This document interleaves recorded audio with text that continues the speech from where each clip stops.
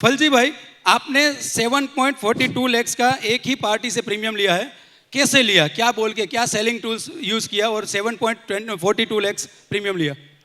नमस्कार, फलजी भी दुड़िया पालनपुर। तो वो डॉक्टर थे, तो डॉक्टर के पास में गया तो उस समय डॉक्टर ने मेरे को बोला कि भाई मेरे गुजरने के बाद मेरे पैसे की कोई ज़रूरत नहीं, मैं बड़ा इंतजाम कर दिया है, मेरे पास अभी तक मैंने जो प्रैक्टिस की है उस हिसाब से मेरे पास अभी ऑलरेडी 10 से 15 करोड़ रुपीज़ है, तो मेरे को बीमे की कोई ज़रूरत नहीं है। तो उसके पास बहुत लोग गए थे, बहुत एजेंटों ने बात की थी, लेकिन मैंने उससे बात बोली कि मैं बीमे के लिए नहीं आया हूँ, मैं अलग बात करने से आया हूँ कि आपकी ओपीडी प्रोटेक्शन के लिए मैं आया हूँ। तो ओपीडी प्रोटेक्शन शब्द सुन के उन्होंने बोला कि ओपीडी प्रोटेक्शन क्या है। तो उस समय पे मैंने बोला कि जो आज दिन तक आपने उसका मैंने उम्र पूछा तो 35 उम्र थी उसकी। तो उस समय पे उन्होंने बोला मेरे को कि भाई 30-35 साल की उम्र थी उसको। तो मैंने उसको बोला कि 10-15 करोड़ तो आपने खुद कमा लिया है, लेकिन अभी जो 25 साल में आप वहाँ बैठने जो कमाने वाले हो, वो कमाने वाले हो, कल कुछ हो सकता है, तो 25 साल की जो आय आने वाली है उसके लिए मैं आया हूँ। तो उस समय उसको बात थोड़ी अच्छी लगी, तो उन्होंने बोला कि मेरे को कितना प्रीमियम भरना पड़ेगा।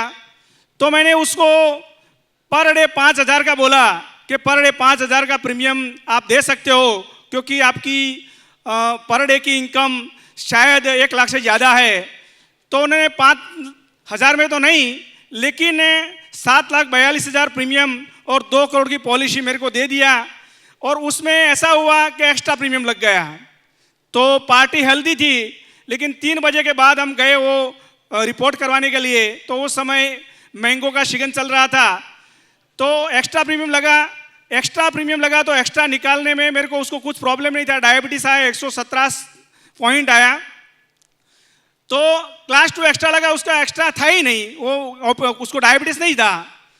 तो फिर से मैंने वो रिप्रेजेंट किया। रिप्रेजेंट करने में फिर से उसने SBA 1C मांगा। तो SBA 1C हमारा ऑफिसर साथ में होकर हमने वो रिपोर्ट करवाया। तो रिपोर्ट करवाने के बाद फिर उसने वही डिसीजन रखा। तो मेरे सब साथियों को मैंने पूछा कि डिसीजन कोई चेंज नहीं हुआ। तो मेरे सब साथियों ने बोला कि दूसरी बार मत भेजो आप, मान लो कि आप दूसरी बार भेजोगे तो शायद उस समय डिक्लाइन भी हो सकता है। लेकिन मैंने सोच लिया कि नहीं, दूसरी बार मेरे को भेजना ही है। तो फिर से मैंने रिप्रेजेंट किया और मैंने डिविजनल मैनेजर को, अच्छे रिलेशन था, डिविजनल मैनेजर को मैंने बोला, मैं सर ऐसी अच्छी पार्टी है, उसे कुछ प्रॉब्लम नहीं है, वो डॉक्टर है। डॉक्टर का भी मैंने लेटर लिया था, मेरा भी लेटर डाला था, ब्रांच मैनेजर का भी लेटर डाला था, फिर डिविजनल मैनेजर का लेटर डाला और डिविजनल मैनेजर ने खुद बात की, उसका क्लास 2 एक्स्ट्रा निकल गया और पूरा OR से पास होकर पेपर आ गया। Thank you. जबरदस्त। फलजी भाई, ईयरली इंश्योरेंस से कितना इनकम होता है आप? ईयरली इनकम 55 लाख है, 16 फॉर्म नंबर का 55 लाख है। 55 लाख। फलजी भाई, लास्ट 3 साल से आप कॉर्पोरेट क्लब कंटिन्यू अचीव कर रहे हैं, तो कैसे कर रहे हैं, क्या कर रहे हैं, आपका रूटीन क्या है? आप, क्योंकि यहाँ पर ज़्यादातर लोग, उसमें से काफ़ी लोग गांव से भी आते होंगे, यस या नो? वो रूटीन, क्योंकि गांव है, सोच है, अभी गांव में पब्लिक भी यानी कि पीपल यानी कि जो रहने वाले लोग हैं वो कम है, 3-4 हज़ार। उनमें आप सभी को ऐसा लगता है सुबह जाए तो जाए कहाँ, जो बेसिक में जो टॉपिक लेते हैं कहाँ जाना है। आपका रूटीन क्या है? आप सुबह से निकलते हैं, शाम तक आप कितने लोगों को मिलते हैं, कैसे आप पॉलिसी, क्या कंसेप्ट से बात करते हैं, जरा बताइएगा। सुबह में 8:30 बजे घर पे से निकल जाता हूँ और मेरे पास 300 गाँव में बीमा है। सुबह निकलने से बाद मैं 3-4 लोगों को से सुबह का टाइम में 8:30 से 1 बजे तक मैं 3-4 लोगों को मिलता हूँ। उसके बाद फिर से वापस पालनपुर आता हूँ। पालनपुर से करीबन 20 किलोमीटर के एरिया में मैं काम करता हूँ। वहाँ से वापस आके खाना खा के मेरे ऑफिस में जाता हूँ। ऑफिस में 2 से 5 बजे तक मेरा ऑफिस में टाइम रहता है।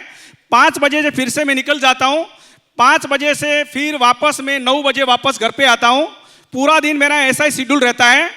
और मैं लोगों को हायर एजुकेशन, रिटायर्ड एंजॉय के बारे में बात करके बीमे का काम करता हूँ।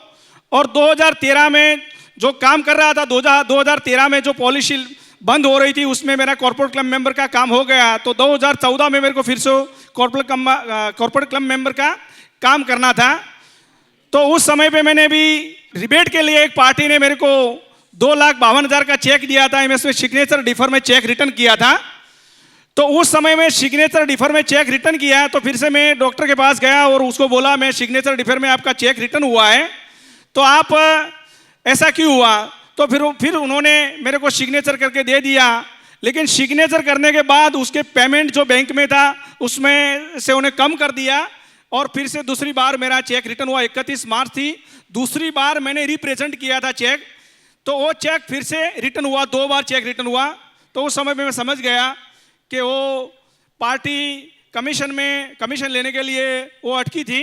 मैंने भी उसको छोड़ दिया, मैं कि तो मेरे को जरूरत नहीं है। मैं दूसरा मेरा जो मित्र है केसर भाई वाइडा, तो उन्होंने उसको भेजा मैंने, फिर भी वो मानने को तैयार नहीं था। कमीशन लेने के लिए उसका जो लड़का था जो डॉक्टर, उसको कमीशन की जरूरत नहीं, लेकिन का फादर था, पुराने थे वो, तो ऐसे सोचता था कि मेरे को कमीशन मिलना ही चाहिए। लेकिन मैंने वो केस छोड़ दिया, मेरे को उसका प्रॉब्लम था कॉर्पोरेट मेंबर का काम करने का।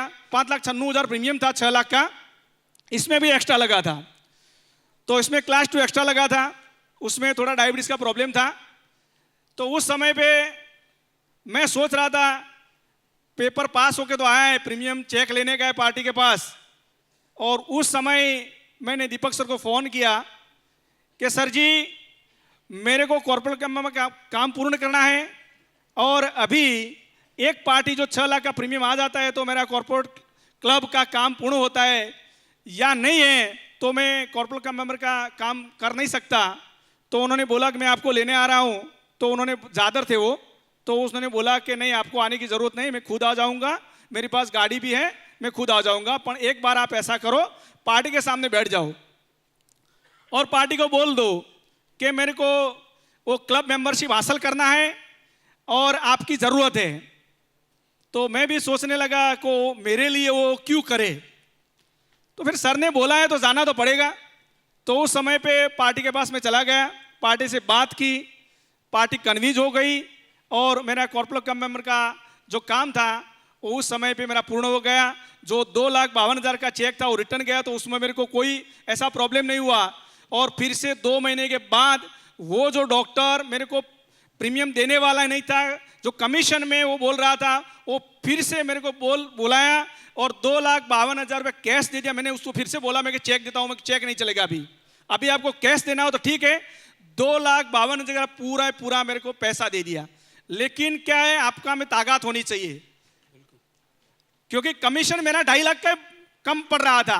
तो मैं 2.5 लाख का कमीशन कम पड़ रहा था, फिर भी मैंने वो ऐसा नहीं मैं कमीशन देख के उसका काम पूर्ण कर दूं। Thank you.